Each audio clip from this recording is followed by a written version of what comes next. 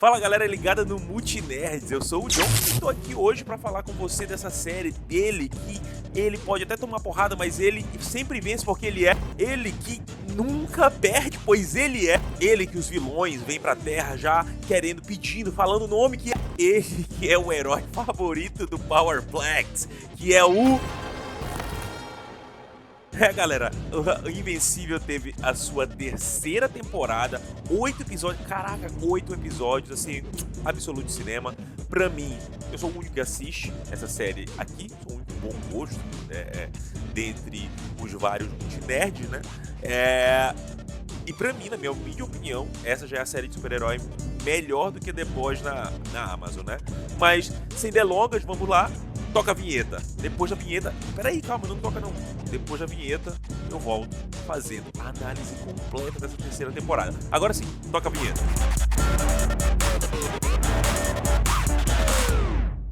Bem, galera, são 8 episódios, né? Bem construídos assim, tipo... No episódio 1, a gente tem ali o resquício do que sobrou ainda dos Guardiões Globais, né? Que ali é um resquício do que sobrou da terceira temporada, onde eles estavam fragmentados. Onde se espera que eles vão... que é a força, a Liga da Justiça, os Vingadores do Invencível são os Guardiões Globais, né? Eles passam por apuros porque é uma sacada bem legal, que é um vilão recorrente, sísmico, né? Ele tá lá preso e ninguém tá dando nada por ele. Você é um velho, deixa o velho aí, o velho não faz nada. Se fizer, a gente taca cacetete nele igual o Milei tá fazendo na Argentina. Mas, tipo, ele consegue fugir e não só isso, capturar todos os heróis. E aí, no meio tempo disso, a gente tem o Mark e a Eve numa DR, porque o Mark leva o papo de que a Eve da outra realidade, na hora que ele tava lá preso, depois de lutar com o Angstrom, ele leva esse papo pra ela e ela tá achando assim, porra, o Mark gosta de mim. Não, o Mark tá falando porque uma eu que não sou eu, de uma outra realidade, de um outro tempo, falou que era pra ele me procurar. Porra, Mark, que vacilo, meu brother. Aí não, né? Aí não. Enfim. Nesse meio dessa DR, eles são chamados pra ir lá resolver essa treta, porque prenderam todos os heróis. E o Cecil, que é inteligente pra caralho, junto com o Donald, que é um fucking robô, não conseguiram entender que os pontos de abalo sísmico eram parecidos com os pontos onde estavam os heróis, né? É foda isso aí. Durante os últimos 90 dias, a velocidade do Mark aumentou 65%. A resistência 70%. E a força 138%. Puta merda! Assim você faz eu me sentir incompetente, Mark. Que bom que não é dia de perna. Aí, o que rola? O Mark é salvo pelos robôs do Sinclair, que era o Ezra Miller, inclusive. E o Ezra Miller, a gente sabe que o Ezra Miller ficou piruleibe das ideias. E não voltou pra essa temporada. Nesse episódio, inclusive, ele chega a citar, mas não chega a aparecer o Sinclair. Eles deixam ali só mesmo de segundo plano. Quando ele é salvo, quando o Mark e os outros são salvos, ele dá uma de mala. Porra, beleza, o Mark é jovem e tal, porra, mas... Caraca, mano, tu tava pra morrer, a Terra tava pra ser conquistada, meu brother. Relaxa, só deixa, mano, deixa aí. Mas não, ele pega, ataca os robôs lá que salvaram ele, né? Enfim, fica chorão lá. No episódio 2, né, a gente tem quem? O flashback do Cecil, que eu achei muito da hora, porque a gente vê como que o Cecil era e que ele era muito parecido com o Mark. De que, tipo, porra, se essa galera fez merda, não tem essa aqui, ó, tá aqui, porra. Agradeço aqui com a pay aqui na testa deles, né? Mas, tipo, beleza. Aí faz paralelo com o Mark. O Mark, inclusive, nesse episódio, conhece a Sala Branca, vê o que tem na Sala Branca, toma um cacete, ele tenta ir pra cima do Cecil. E nessa luta deles, eles acabam parando na sala dos Guardiões Globais, né? E aí, nessa luta...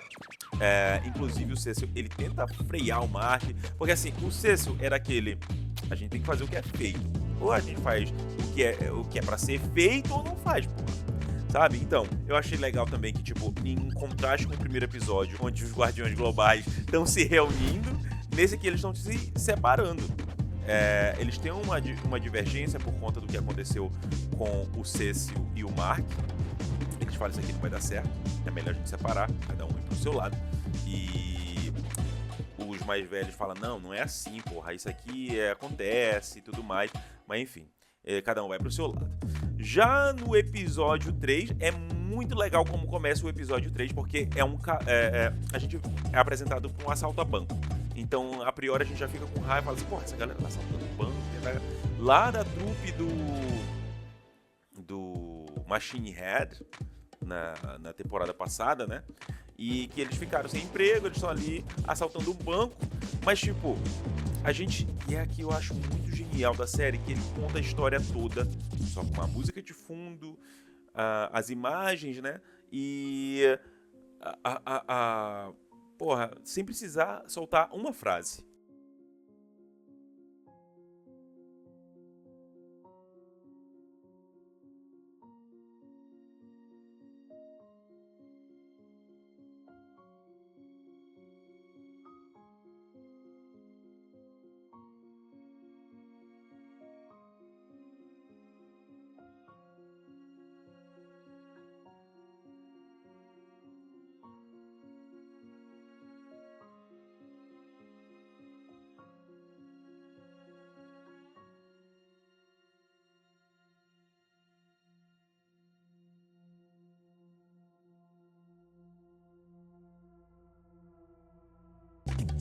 Muito legal de ver a relação dos dois, o conflito dos dois, de tentar se encaixar na sociedade depois que eles tentam assaltar o banco e veem que talvez não seja esse o caminho que eles querem tomar, porque eles não querem ser vistos como monstros e que eles vão vivendo e na hora eles são... Aí agora aqui a galera não acha que é o woke, né?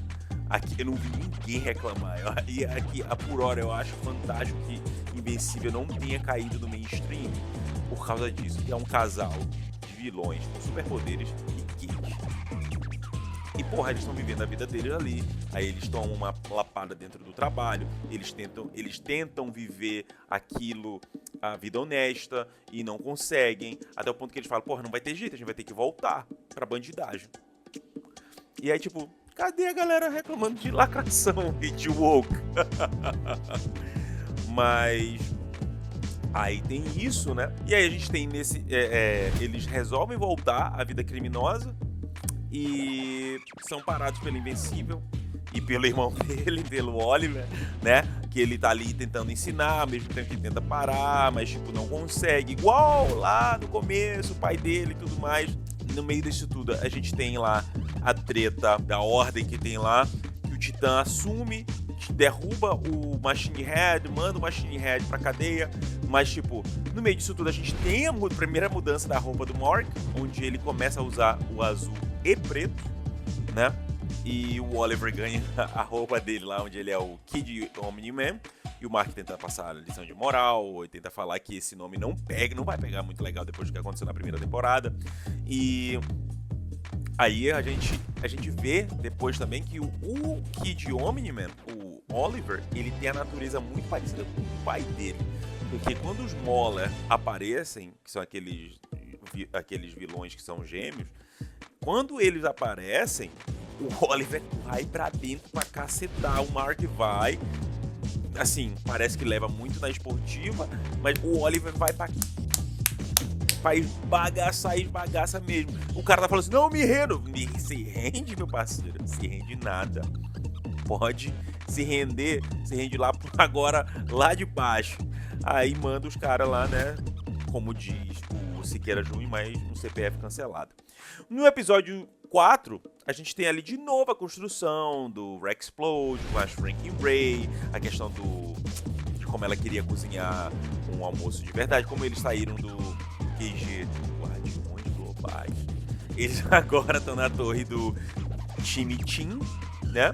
E aí eles vão tentando arrumar espaço, o Rex se confronta, o Rex tá tentando mostrar que é uma pessoa diferente, uma pessoa nova, e isso fica aqui, a gente tem uma viagem no tempo. Lá no primeiro episódio, a gente é apresentado pro irmão da Multicade, que é o Multipol. É o Multipol? Acho que é o Multipol. da Duplicate, que é o Multipole, que é interpretado pelo Simu Liu, no inglês, né? Que é o Shang-Chi. E aí a gente tem o Xolo Madureira, que tá lá em Cobra Kai.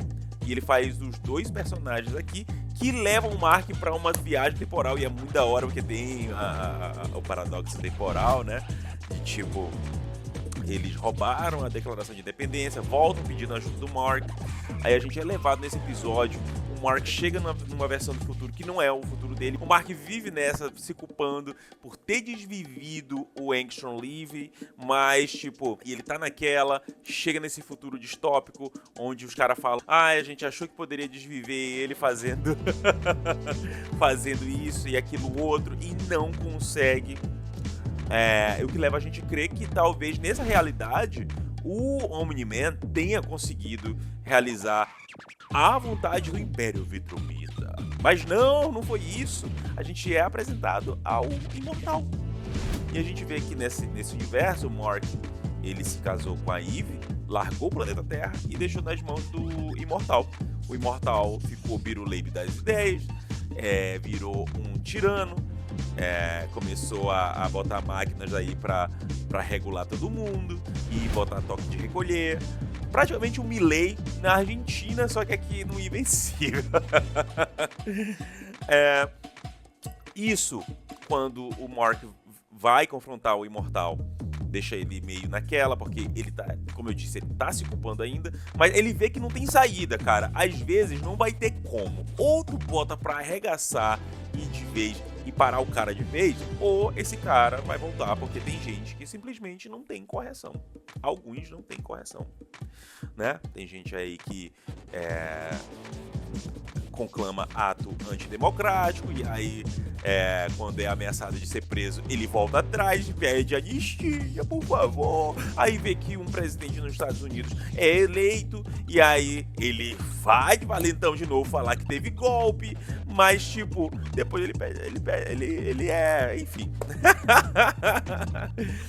Nesse meio tempo a gente tem o Allen e o Omni-Man fugindo da prisão lá, onde o Omni-Man já tava entregue assim, falou assim, pô, eu fiz um monte de agada, não tenho o que resolver, não tenho o que fazer, estou muito triste pelo que eu fiz com minha mulher na Terra e meu filho na Terra, tentei consertar no outro planeta onde eu tive o Oliver, mas tipo, isso não apaga o peso que eu sinto no meu coração, e eu vou me entregar, deixa, esse é esse o meu destino, que seja, né?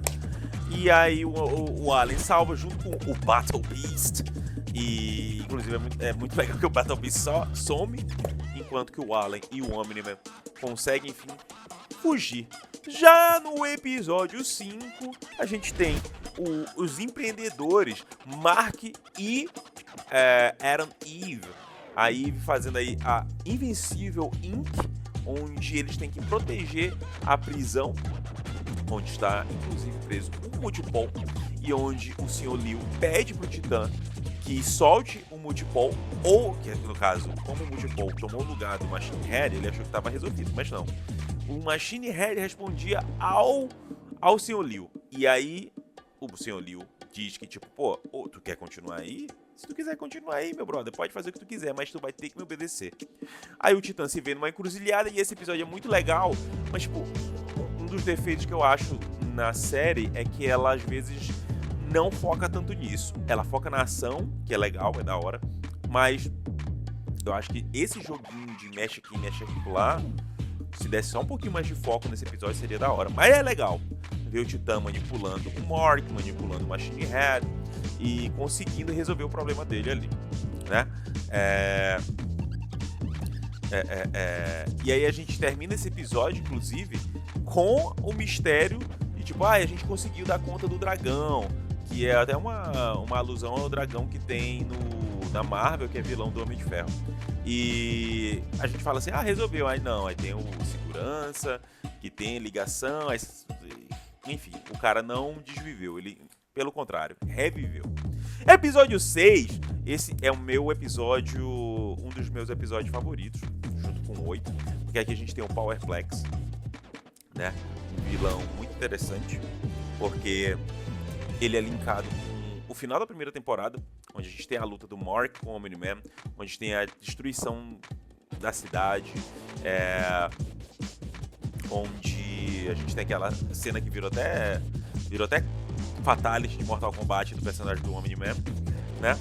E aí a gente vê o plot sendo construído, onde ele tá com a irmã e a sobrinha dele, e aí acontece, ele fica ali, é parecido com as HQs, né?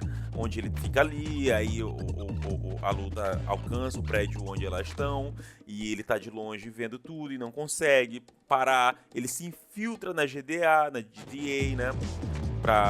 Consegue surrupiar uns dispositivos lá para poder aumentar o poder dele, porque ele produz bioenergia, quase um Miles Morales, né?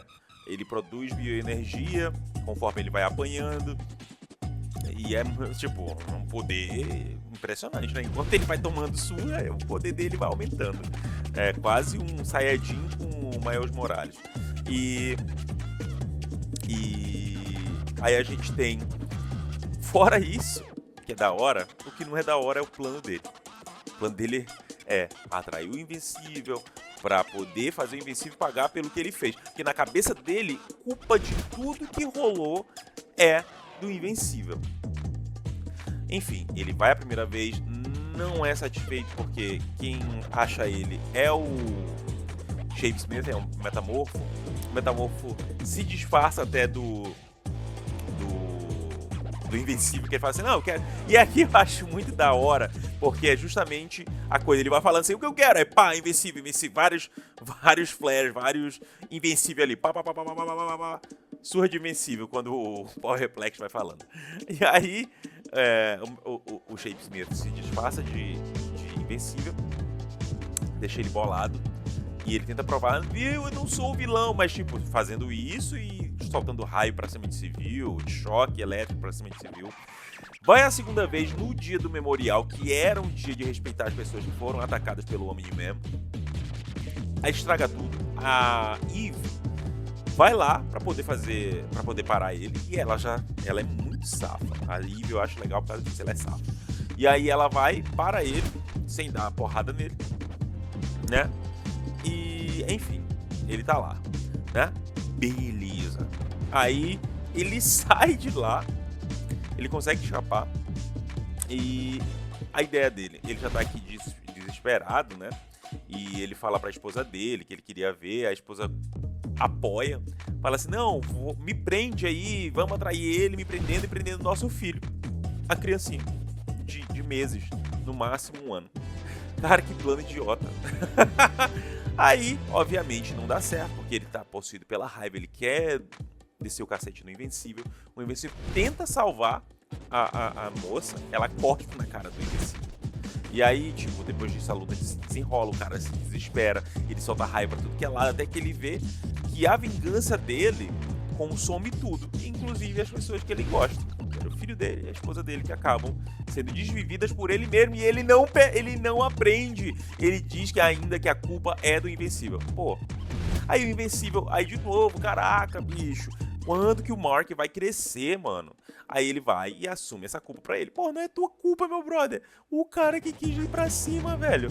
Pô, não tem jeito, enfim. Vamos lá, pro episódio 7 a gente tem a volta do Levi Engstrom, que o Mark jurava que estava desvivido, não está desvivido, né? E com ele traz a Guerra Invencível, que na minha opinião isso aqui seriam 3 episódios da hora, mas eu não sei o que passa na cabeça da produção, transformaram em apenas um episódio muito corrido, com referências largadas ali. Pra quem lê o quadrinho sabe que o Tech Jacket aparece, é de outra editora. O Spawn, ele aparece, assim como o Homem-Aranha apareceu lá na outra temporada. O Spawn aparece aqui na conversa lá com o Omni-Mark. Porra, mas tipo, achei muito corrido. Nem as cenas de luta aqui me satisfizeram, sabe?